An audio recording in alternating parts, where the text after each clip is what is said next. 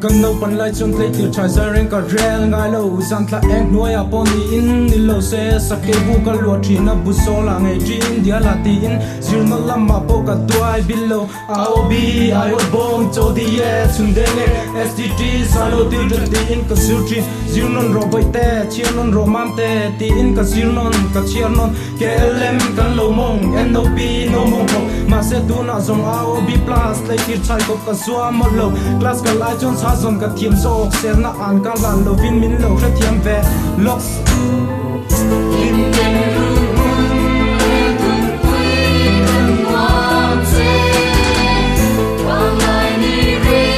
lo te hi o chen du nang tu nang wai lo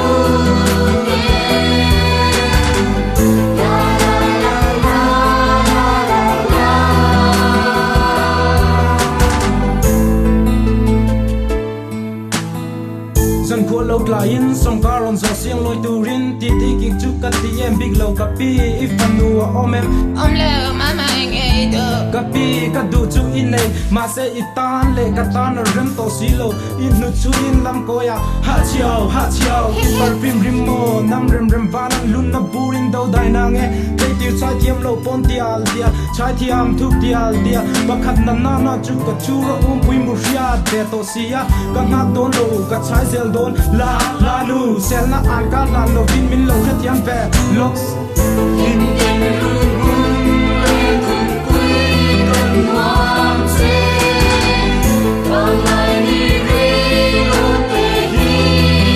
o chen du nang tu nang wai lo ne